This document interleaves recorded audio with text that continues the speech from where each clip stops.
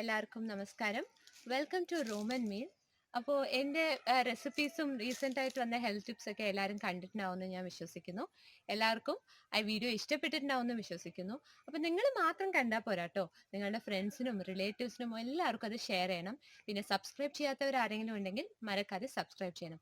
അപ്പോൾ ഞാൻ ഇന്ന് ഒരു ഫ്രൂട്ട് കസ്റ്റർഡിൻ്റെ റെസിപ്പി ആയിട്ടാണ് വരുന്നത്. സോ നമ്മൾ എപ്പോഴും ഒരു ഗസ്റ്റ് വരുമ്പോഴോ അല്ലെങ്കിൽ ഒരു എന്തെങ്കിലും സദ്യ വീട്ടിൽ ഒരുക്കുമ്പോഴോ പായസം എന്തായാലും ഉണ്ടാവും. പക്ഷെ അതിനൊപ്പം തന്നെ ഒരു ഐസ്ക്രീമോ അല്ലെങ്കിൽ ഒരു ഫ്രൂട്ട് സാലഡോ ഉണ്ടെങ്കിൽ കൊള്ളാമെന്ന് എപ്പോഴും നമ്മൾ വിചാരിക്കാറുണ്ട്. അപ്പോൾ അതിന് പറ്റിയൊരു ഡെസേർട്ടാണ് ഞാനിന്ന് ഫ്രൂട്ട് കസ്റ്റർഡ് ആയിട്ടാണ് വന്നിരിക്കുന്നത്. മിക്കവാറും എല്ലാവർക്കും ഫ്രൂട്ട് കസ്റ്റർഡ് എങ്ങനെയാണ് പ്രിപ്പയർ ചെയ്യാമെന്ന് എല്ലാവർക്കും അറിഞ്ഞിട്ടുണ്ടാവും. അറിയാത്തവർക്ക് വേണ്ടിയിട്ടാണ് ഈ വീഡിയോ. സോ പ്രത്യേകം നോക്കുക. ഈ വീഡിയോ ഇഷ്ടപ്പെട്ടാൽ ആസ് യൂഷ്വൽ എപ്പോഴും പോലെ ലൈക്ക് ചെയ്യുക, കമൻറ്റ് ചെയ്യുക. അപ്പോൾ വരൂ വീഡിയോയിലോട്ട് പോവാം. ഇപ്പോൾ നമുക്ക് ഫ്രൂട്ട് കസ്റ്റർഡ് ഉണ്ടാക്കാൻ ആവശ്യമുള്ള സാധനങ്ങൾ എന്തൊക്കെയാണെന്ന് നോക്കാം. ഇപ്പോൾ ഇതിന് ഞാൻ 4 വെറൈറ്റി ഫ്രൂട്ട്സാണ് എടുത്തിട്ടുള്ളത്. ഗ്രേപ്സ് കറുപ്പും പച്ചയും എടുത്തിട്ടുണ്ട്, ആപ്പിൾ കട്ട് ചെയ്ത് വെച്ചിട്ടുണ്ട്, പിന്നെ പോമഗ്രാനറ്റും എടുത്തിട്ടുണ്ട്. അതുകൂടാതെ ഞാനിപ്പോൾ 1/4 ലിറ്റർ പാല്, 4 ടീസ്പൂൺ പഞ്ചസാര, 2 ടീസ്പൂൺ കസ്റ്റർഡ് പൗഡർ, ഇതൊക്കെയാണ് ഇപ്പോൾ ആവശ്യമുള്ള സാധനങ്ങൾ. ആദ്യം തന്നെ നമുക്ക് ഈ 1/4 ലിറ്റർ പാലിനെ നന്നായിട്ടൊന്ന് തിളപ്പിച്ചെടുക്കാം. അപ്പോൾ ഇതിനകത്ത് ഞാൻ കുറച്ച് പഞ്ചസാര, നമ്മൾ എടുത്ത് വെച്ചിരുന്ന ഒരു 4 സ്പൂൺ, നമ്മൾ പഞ്ചസാര മധുരത്തിനനുസരിച്ച് ചേർത്താൽ മതി. പഞ്ചസാരയും കൂടി ചേർത്തി കൊടുത്തിട്ട് നന്നായിട്ടൊന്ന് പാല് ചൂടാക്കിയെടുക്കാം. അപ്പോൾ പാല് ചൂടാകുമ്പോഴത്തേനും നമുക്ക് കുറച്ച് ആറിയ പാലെടുത്ത് കസ്റ്റർഡ് പൗഡറിലൊന്ന് മിക്സ് ചെയ്ത് കൊടുക്കാം. ഒരു ചെറിയൊരു 2-3 സ്പൂൺ പാല് മതി. കസ്റ്റർഡ് പൗഡറിനകത്ത് മിക്സ് ചെയ്ത് കൊടുക്കാം.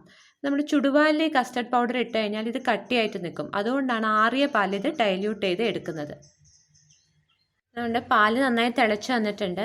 ഈ സ്റ്റേജിൽ നമ്മൾ ഡൈല്യൂട്ട് ചെയ്ത് വെച്ച് കസ്റ്റർഡ് പൗഡർ ഒഴിച്ചു കൊടുത്ത് നന്നായി ഇളക്കി കൊടുത്തുകൊണ്ടേ ഇരിക്കാം. നമുക്ക് കണ്ടിന്യൂസ് ആയിട്ട് നമ്മളിത് ഇളക്കി കൊടുത്തുകൊണ്ടിരിക്കണം, അല്ലെങ്കിൽ ഇത് അടിക്ക് പിടിക്കും.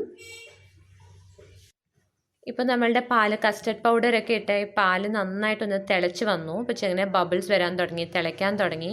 അപ്പോൾ ഇങ്ങനെ ഒരു 5 മിനിറ്റ് നമ്മൾ കണ്ടിന്യൂസ് ഇളക്കി കൊടുക്കുമ്പോഴേക്കിന് ഇത് നന്നായി തിക്ക് കൺസിസ്റ്റൻസിയിൽ മാറും. കൺസിസ്റ്റൻസി കണ്ടോ, നല്ല തിക്കായിട്ടുണ്ടാവും. ഈ ഒരു കൺസിസ്റ്റൻസി എത്തിന്ന് തിളയ്ക്കുമ്പോൾ നമുക്കിത് ഓഫ് ചെയ്ത് ഇറക്കാം.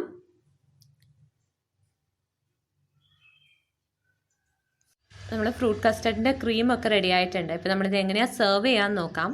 ഞാൻ ആദ്യം തന്നെ ഫ്രൂട്ട്സൊക്കെ 2 ബൗളിലും ഇട്ട് കൊടുക്കുന്നുണ്ട്. ഗ്രേപ്സും പോമഗ്രാനറ്റും പിന്നെ ആപ്പിൾസും ഇതെല്ലാം ഞാൻ ഈ സെർവിങ് ബൗളിലേക്ക് ഇട്ട് കൊടുക്കുന്നുണ്ട്. അതിന് ശേഷം നമ്മൾ തിളപ്പിച്ച് വെച്ചിട്ടുണ്ടായിരുന്നല്ലോ ഈ കസ്റ്റർഡ് പൗഡർ ഇട്ട് മിക്സ് ചെയ്ത് വെച്ച പാല്, ഇത് തിളച്ചിട്ട് ചൂടോടെ സെർവ് ചെയ്യരുത്. റൂം ടെമ്പറേച്ചറിലേക്ക് മാറ്റിയതിന് ശേഷമേ സെർവ് ചെയ്യാൻ പാടുള്ളൂ. പ്രത്യേകം ശ്രദ്ധിക്കണം. റൂം ടെമ്പറേച്ചറിലേക്ക് മാറ്റിയതിന് ശേഷമേ സെർവിങ് ബൗളിലേക്ക് മാറ്റാൻ പാടുള്ളൂ. അത് ഒഴിച്ചു കൊടുത്തിട്ട് വീണ്ടും ഒരു ലെയർ ഫ്രൂട്ട്സ് ഞാൻ ഇട്ട് കൊടുക്കുന്നുണ്ട്. കൂടുതൽ ഫ്രൂട്ട്സ് ഇട്ടാൽ കൂടുതൽ ടേസ്റ്റ് ഉണ്ടാവും. അതുപോലെ നമുക്ക് യൂസ് ചെയ്ത് കൊടുക്കാം. അതേപോലെ ഈ കസ്റ്റർഡ് പൗഡറും ഡിഫറെൻറ്റ് ഫ്ലേവേഴ്സിൽ നമുക്ക് കടയിൽ കിട്ടും. സ്ട്രോബെറി, ഞാനിപ്പോൾ വാനിലയാണ് ഉപയോഗിച്ചിരിക്കുന്നത്. സ്ട്രോബെറി, ചോക്ലേറ്റ് ഒക്കെ കിട്ടും.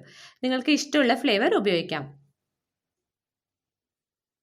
ഇപ്പം നമ്മളുടെ tasty and creamy fruit custard ഇവിടെ റെഡി ആയിട്ടുണ്ട്.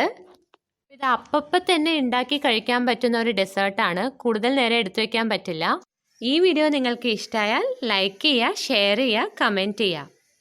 വീണ്ടും അടുത്ത വീഡിയോയിൽ കാണാം. അതുവരെ ബൈ.